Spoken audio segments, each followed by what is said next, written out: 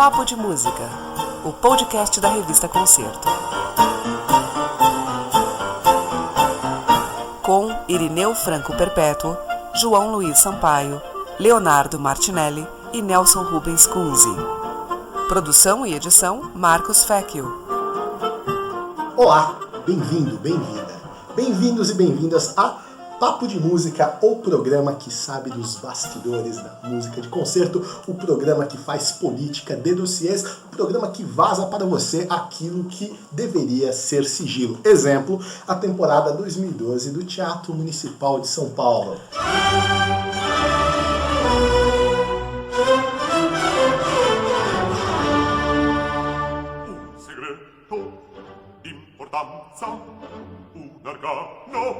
Interessante, io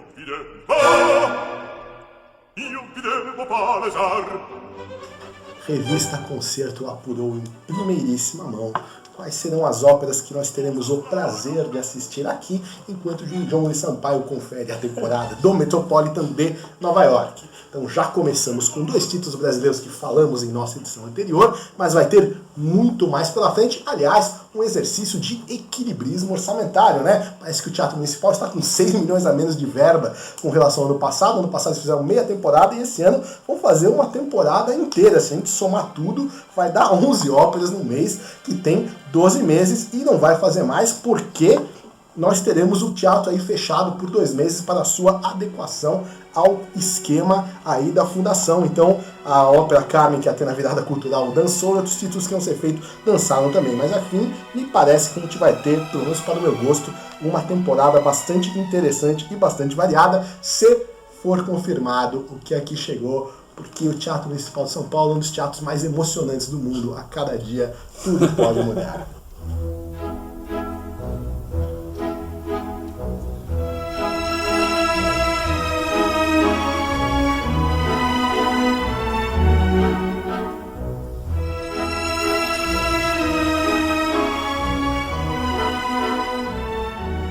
Bom, é uma temporada que começa em março agora com La Traviata, só vendo os títulos, né? Traviata com 11 restas e 3 elencos, né? Quais são então nossos elencos aí?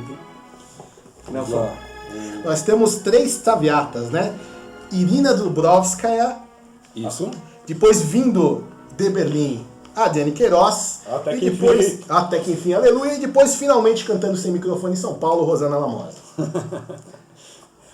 Depois, Idomeneu de Mozart. Pois é, ia ser o Mozart do ano, ia ser o Così fan tutte, eles resolveram botar Idomeneu porque aí pelo menos Mas como tem concerto coro. cênico, É um concerto cênico. nessa pré-divulgação, não oficial ainda, sob registro de Rodolfo Fischer, que ainda se vai ter direção cênica de Regina Galdino, com Miguel Geraldi, Luisa Francesconi, Gabriela Patti, Cláudia Riccicelli. Aí- João, próximo. Você que já tá Aí tem. Março 1, abril em outro, e aí a gente tem um lapso que pulamos para agosto, e aí João Luiz Sampaio poderá fazer a análise comparativa. Você que foi um homem do Crepúsculo de Nova York, será o homem do Crepúsculo paulistano, esperamos. Reabilant, você ouve o nosso podcast, você é esperado na sede das organizações Concerto para comentar do Götterdämmerung, você disse que voltaria. João Luiz Sampaio. Ó, agosto são 6 restas de O Crepúsculo dos Deuses, Luiz Fernando Malheiro, direção musical e regência, a direção cênica novamente do André Heller Lopes, Eliane Coelho fazendo Brynhild, John Dadzak como Siegfried, Leonardo Neiva, Homero Velho, Cláudia Rittitelli e outros. Setembro, Pelear e Melisande, uma ópera que Abel Rocha já regeu em Belo Horizonte, volta a reger agora no Municipal de São Paulo, só que numa produção... Região lindamente lá em BH, né? Muito bem, super mas aqui resultado. numa nova produção, não é uma permuta, não é uma troca, aqui com a produção do Yakov Hillel, Direção que cênica, né? já trabalhou bastante também com o Abel em outras ocasiões. Em outubro a gente tem uma double bill muito interessante aí de 2 compositores aí desse romantismo tardio germânico que são pouco feitos, 2 óperas curtas, a Violanta do Korngold, né, o compositor mais delicioso de música careta que existiu no século XX, e uma tragédia florentina de Alexander von Zemlinsky, com o diretor cênico preferido de João Luiz Sampaio, Felipe Hirsch, e regência do nosso titular lá de Curitiba, o luso Oswald Freire. Outubro, Macbeth, Verdi, também novamente, com Abel Rocha, numa nova produção do Teatro Comunale de Bolonha, em parceria com o Teatro Municipal de São Paulo. Tudo E direção indica. cênica, nada mais, nada menos do que... Bob Wilson, eu e toda a galera do teatro vamos em todas as restas para pagar pau pro homem. Talvez seja chato, talvez seja difícil de ver, mas o que esse cara faz, eu acho que não dá para passar por cima.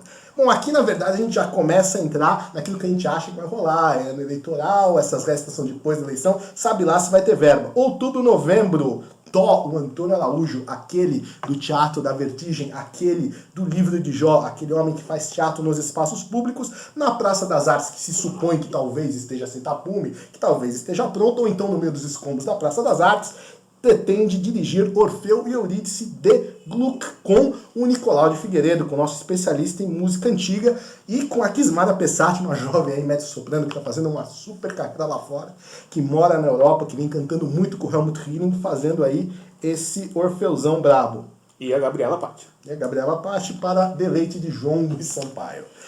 Eu achei que eu fosse escapar, mas não teve jeito. Então anuncia o título de dezembro, anuncia o do Jamil. Dezembro, dias 8, 9 e 10, 3 restas, o Rouxinol, Igor Stravinsky, com a Orquestra Experimental de Repertório, Coral Paulistano, direção musical e regência Jamil Maluf, e direção cênica da Lívia Sabagli, com direção de arte de Fernando Anhê, quer dizer, é a mesma equipe que fez o Ravel no ano passado. De novo uma ópera de 50 minutos que o Jamil vai aproveitar para rapelar a temporada inteira. E de novo a ópera com o menor número de restas da programação. 3 récitas, se tanto se deixarem. Olga Trifonova vem da Rússia. No YouTube ela é uma cantora bem interessante. Vamos ver o que ela faz por aqui. E aí, galera, vocês curtiram essa declaração de intenções do Municipal? Grilinhos de Marcos Feck novamente. Acho que sim, né? Acho que sim, é uma bela temporada, né? Vamos ver se isso vai acontecer mesmo. Quer dizer, é bom falar isso novamente. Essa temporada aí, ela foi apurada pela revista Concerto, mas não foi, digamos, autorizada a divulgação, ou melhor, depois de termos recebido o release, recebemos um telefonema de que não deveria ser divulgada porque essa programação ainda não estava oficializada, mas tendo em vista aí o interesse público e a curiosidade dos nossos leitores, a gente achou que tinha que fazer isso com essas ressalvas, né? Então não se sabe ainda muito bem. Eu acho que existe uma questão de responsabilidade aí do teatro de não divulgar uma programação que depois não possa cumprir, até por conta dos desafios do modelo de gestão que vai ser implantado no teatro durante esse ano. O peixe é profundo das redes, segredo é para quatro paredes. Não deixe de males pequeninos venham transtornar os nossos destinos. O peixe é profundo das redes, segredo é para quatro paredes. Até o dia 27 de maio o teatro tem que virar uma fundação pública. Isso é uma coisa que está na lei que foi aprovada no ano passado. Então tem realmente aí um grande trabalho a ser feito. Eu acho que é um pouco esse o receio do teatro em divulgar uma programação para o ano inteiro. Mas é isso o que em Minas Gerais o teatro pretende fazer. Eu acho que é um pouco isso. Mas eu acho também que esse receio em anunciar a temporada acho também está um pouco relacionado com o fato de que tudo é muito incerto ainda com relação a essa coisa da fundação, né? Porque essa história está rolando há quase um ano, né? E até agora o que a gente sabe de concreto sobre ela é nada, né? Ou é muito pouco, né? Então eu acho que talvez se essa questão tivesse sido um pouco mais debatida abertamente ou colocada de uma maneira mais aberta, talvez até fosse mais compreensível a demora. Acho que mas a gente na verdade não sabe o que vai acontecer com o teatro, né? Então a gente tem Traviata em março, Domeneu em abril, e depois maio, junho e julho são meses que não acontece nada, né? Tudo pode acontecer, né? Tudo ou nada, né? Institucionalmente, ou pode não acontecer nada, e aí de agosto em diante a gente não vai saber o que vai acontecer, né? Eu acho que o que eu sinto falta nesse momento, eu acho que além da curiosidade enorme com relação aos títulos, né, que a gente sempre fica, o que me deixa mais curioso agora e mais preocupado agora é saber a fundação do teatro, em que pé está isso, como é que isso vai acontecer, porque essa não é um detalhe, quer dizer, não é um detalhe que precisa resolver para ter a programação, isso é uma coisa que vai definir os rumos do teatro nos próximos anos, décadas, enfim. Este é o Papo de Música, o podcast da revista Concerto. Me lembro que mesmo para os títulos pré-fundação, esses títulos de março e abril, foi uma novela grande, eu recebi várias datas da Traviata mudadas, vários elencos que trocaram, cantores da Traviata que me perguntavam se ia ter ou não, que em fevereiro não sabiam, altas fontes do teatro dizendo vai ter a Traviata se a gente conseguir publicar o contrato em tempo. O Idomeneu estava tudo certo para ser um Così fan tutte, cantores contratados e começando a ensaiar, de repente foi trocado o título mozartiano que ia ser, então a gente percebe que o que está sendo feito no teatro está sendo feito com grande boa vontade, grande voluntarismo, mas que ainda a gente está muito longe das condições administrativas ideais, assim, tudo que a gente vê no teatro ainda é muito fruto de esforço e quase miraculoso. Assim, e uma coisa que eu realmente não entendo, pode ser ingenuidade de mim, enfim, eu não entendo o porquê do segredo. Zitto, zitto, piano piano, senza trepito e rumore. Zitto, zitto, piano piano, senza trepito e rumore. Delle due quale rumore, già e meglio. Né? Porque que não há informações concretas?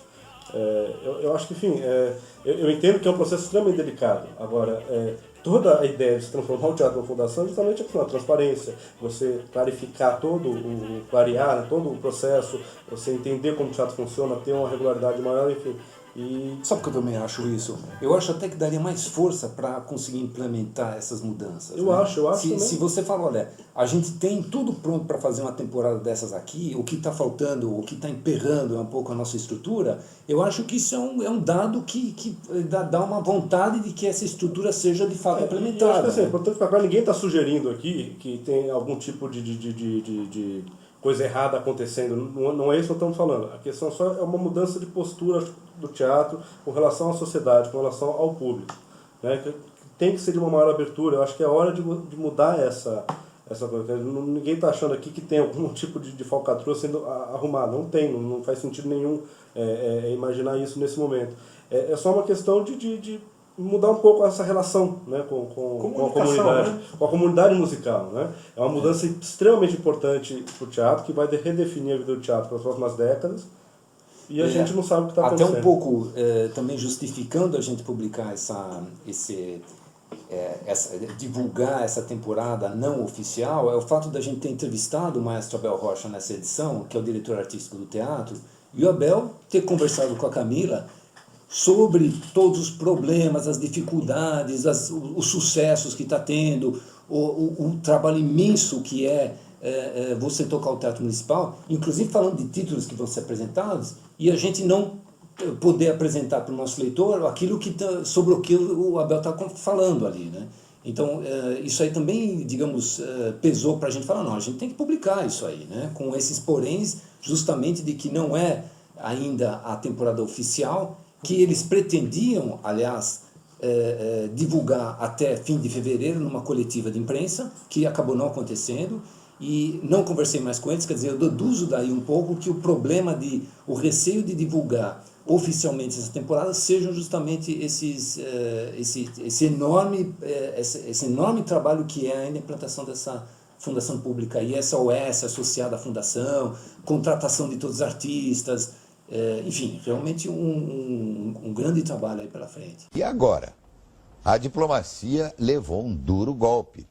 E o Wikileaks dá transparência às informações ou é uma ameaça? Agora, a parte desse problema é uma temporada interessante. Ela está diversificada, me agrada duas coisas em especial que, em geral, quando a gente fala da cultura operística no Brasil, costumam estar de fora, que é a ópera do século XX e a ópera barroca, tão contempladas, né? Tudo bem, né? O Orfeu não chega a ser barroco, mas estamos falando aí de uma cultura ainda do século XVIII, Nicolau de Figueiredo, alguém com credenciais mais do que comprovadas para levar esse projeto, né, o cravista, mas que também está já há um tempo trabalha com essa questão de preparação de cantor de ópera clássico-barroca, e o próprio Rouxinol do Stravinsky, né, dentro de títulos relativamente tradicionais, o que é bom também, né, ou não, novidades aí como o Violanta do Korngold e a Tragédia Florentina. Sim, foi feita no Rio de Janeiro?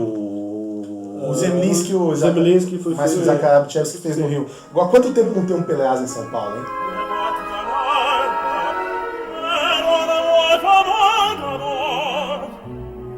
Traportama né? Quer dizer, isso é... Sim, também aqui, dizendo, é bacana a gente divulgar essa temporada justamente porque a gente quer muito que ela aconteça. E confirmando a intenção de fazer o ciclo do Anel com o Rotterdam, com o Crepúsculo dos Deuses, né? Então vai pular o Siegfried, né? Vai fazer a ópera final. Na entrevista, né, o Abel Rocha, na entrevista que Reis Concerto, ele diz já pro ano que vem a continuação do ciclo, né? Ele fala disso, então... Só falta pra mim uma coisa, que também o Maestro fala na entrevista, que é um título novo, encomenda, coisa que o Malheiro já, na última entrevista pra revista, né, sobre os 15 anos do Festival de Manaus, já falou que queria fazer, mas até hoje não conseguiu fazer. Abel também falou que quer fazer.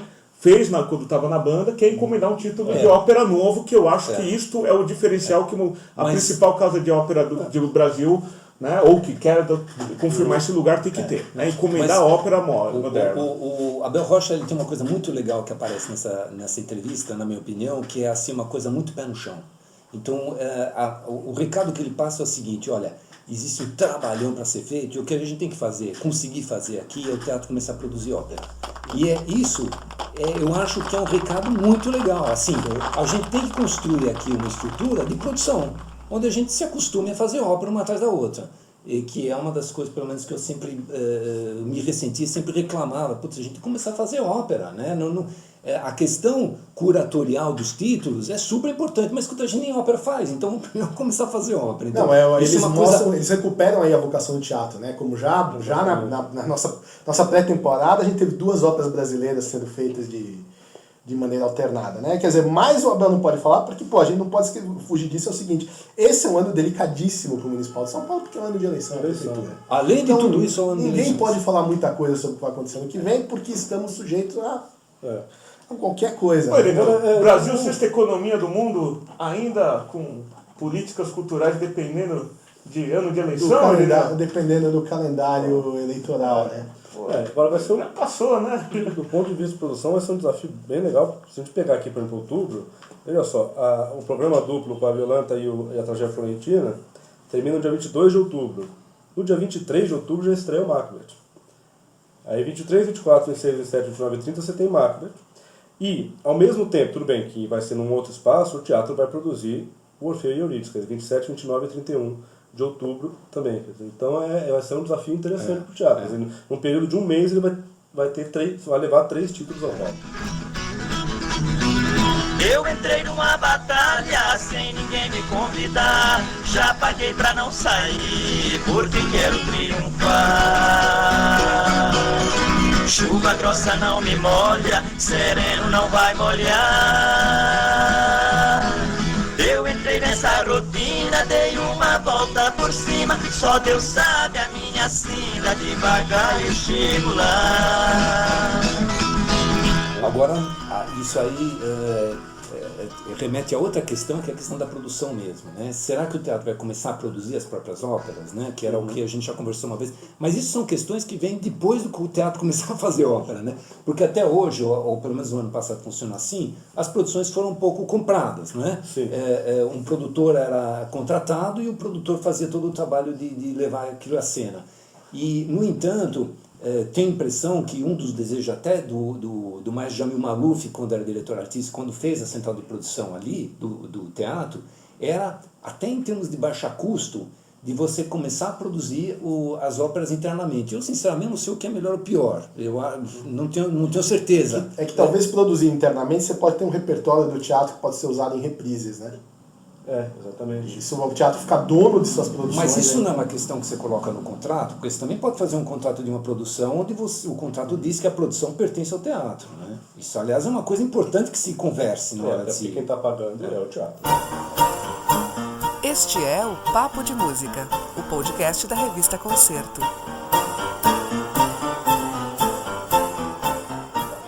Pergunta que eu coloco a vocês, você ainda falando essa coisa de produção, o que vocês acham? O teatro vai fazer uma coprodução com o Teatro Comunal de Bolonha, né, que é a produção do Macbeth do Bowie Wilson, que eu acho um golaço, né, discutível.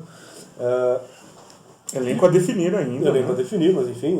vamos lá cantar nós, cara, por isso do Bowie logicamente. Agora, enfim, os outros títulos são títulos originais do teatro. Eu fico com uma dúvida. Por exemplo, o Pelear e Melisandre, que a gente viu em Belo Horizonte há alguns anos, 4, 5 anos. Montagem que o Abel regeu. E uma montagem muito bonita, uma montagem extremamente interessante. Márcio Aurélio. Eu acho, sem dúvida, uma das melhores coisas que o Belo Horizonte fez e uma das melhores coisas dos últimos 10 anos. Quem era o elenco vocal? Fernando Portari, Rosana Lamosa. Mas tinha o Lafon de Golon. Jean-Pierre Lafon. Esse foi um presente aí dos escândalo, né? No bom ou no mau sentido? Foi um melhor. Obrigado. Excepcionalmente um escândalo bom. A minha dúvida é a seguinte: por que montar um PLA, um novo PLA, sendo que esse está lá guardado, que nunca foi utilizado de novo? Então você podia trazer de Belo Horizonte, de repente, com a grana economizada, você podia de repente fazer mais restas, trazer um outro elenco e tudo mais. Sendo que o ano passado até foi feita a pergunta com a Menina das Nuvens. Então né? eu me pergunto o seguinte, isso foi uma coisa que eu já ouvi em conversas dentro do teatro, é por isso que eu pergunto. O teatro tem que fazer essas parcerias ou o Municipal de São Paulo tem que assumir? Não, nós somos o grande teatro de ópera do Brasil, queremos ser, então temos que fazer as nossas montagens e pronto. Quer dizer, a pessoa que vai assistir e ouvir nesse termo. Quando a gente vê teatros muito menores em tradição e poder, como por exemplo Scala de Milão, fazendo coprodução com a Teatro de Berlim. Mas é que eles não são um teatro municipal. Olha, a gente ouviu aqui o Klaus Bieland falando com a gente no Papo de Música de todas as coproduções que estão feitas na Europa, inclusive dos grandes festivais de ópera, Salzburg com a França, enfim, uma coisa comum a ser feita no mundo inteiro. É por isso mesmo que eu pergunto, porque eu ouvi lá dentro do Municipal o seguinte argumento: o público de Belo Horizonte ele tem que sair de Belo Horizonte e vir a São Paulo assistir para ir ao Municipal. Se eu fizer o Pelhas, ele não vem. O Municipal de São Paulo tem que bancar, quer dizer, tem que ditar artisticamente o que é a ópera no Brasil. Está na bandeira da cidade, não do Corduco. Não é um pouco provinciano essa mentalidade? E aí você cria uma lógica muito, porque aí você faz uma coprodução com o Châtelet, né? Traz uma montagem do Châtelet, faz uma coprodução com Bolonha e não consegue trazer um Pelhas de Belo Horizonte. Né? É perverso. É uma coisa meio perversa isso, né? Dessa vez não tivemos a política do café com leite. Vou fazer outra pergunta então, agora já que eu já... Era uma pergunta retórica, João? Não era, dessa vez eu nem respondi, vocês viram, né? Não, mas era pra gente responder, João? Eu nem respondi, eu falei que era dessa vez.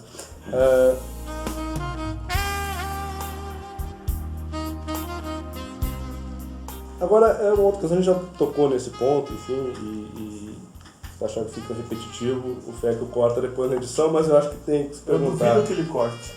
Por quê? Sempre que a gente fala da orquestra experimental de repertório aqui, a gente fala é a melhor coisa que aconteceu na temporada, é um dos melhores concertos do ano e tudo mais. Por quê? Isso não é no ano passado, é sempre, né? Por que a orquestra experimental de repertório, num elenco de 11 óperas, se considerar as duas da semana de 22, vai fazer apenas uma ópera curta e só 3 restas? Qual é a cisma com a orquestra experimental de repertório? Lá atrás já foi melhor a situação deles, né? Já fizeram. Já foi melhor. Mas qual é a cisma com a experimental de repertório? Qual é a justificativa artística? Existe alguma? Enfim, não sei. Música moderna, João, Stravinsky, sai sanguinho pelo ouvido, ninguém quer ouvir, aí faz só 3 restas. Pelear são 1, 2, 3, 4, são 5 restas. Zemlinsky são 1, 2, 3, 4, 5, 6 restas. Traviata 11. Traviata 11, tudo bem, lógico. Tudo bem. Agora, são 3 restas. Tudo bem, pode até dizer, o Idomeneu também tem 3, mas o Idomeneu é um concerto cênico, não é uma montagem. Né? Então, quer dizer, o investimento que nós fazemos no Stravinsky, imagino que seja muito maior. Não faz mais sentido você... E falavam que iam reapresentar o Ravel, né? O Les Enfants de Sortilège. Falavam. Pois as produções do teatro falou-se muito em várias possibilidades de reprise e não está acontecendo nenhuma. Mas agora, falando do experimental de repertório, me lembrei de outro assunto que é o Teatro São Pedro. Você achar que fica repetitivo, o Feco corta depois na edição, mas eu acho que tem que se perguntar. Eu duvido que ele corte. Corta!